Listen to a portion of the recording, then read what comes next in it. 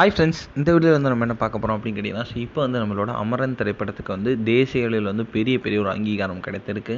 So இந்த ஒரு விஷயம் தான் வந்து இப்போ வந்து ரசிகர் மத்தியில் ரொம்ப ரொம்ப ட்ரெண்டிங்காக போயிட்டுருக்கு. ஸோ அதை பற்றி அந்த வீடியோ நம்ம டீட்டெயிலாக பேச போகிறோம்.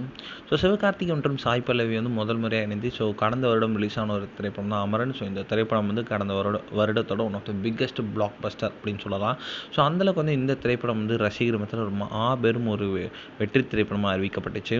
ஸோ மறைந்த ராணுவ வீரன் மேஜர் முகுந்த் வரதராஜனோட அவரோட வாழ்க்கை திரைப்படத்தை மையப்படுத்தி எடுக்கப்பட்டது தான் இந்த திரைப்படம். ஸோ வசூல் ரீதியாகவும் விமர்சன ரீதியாகவும் இந்த திரைப்படத்துக்கு மாபெரும் ஒரு வரவேற்பு அப்படின்னு சொல்லலாம். ஸோ போன வருடத்தோட பிளாக் பஸ்டரில் வந்து கண்டிப்பாக வந்து டாப் 5 படங்கள் வந்து அமரன் இருக்கும் அப்படின்றதுல எந்த ஒரு சந்தேகமே இல்லை.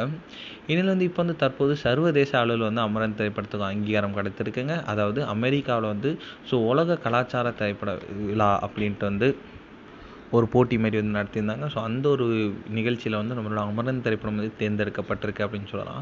ஸோ போன வருடத்துக்கான டாப் 10 திரைப்படங்களில் வந்து நம்மளோட அமரன் திரைப்படம் வந்து இப்போ வந்து இடம்பெற்றிருக்கு அப்படின்ட்டு வந்து இப்போ வந்து அஃபிஷியலாக நியூஸ் வந்திருக்காங்க.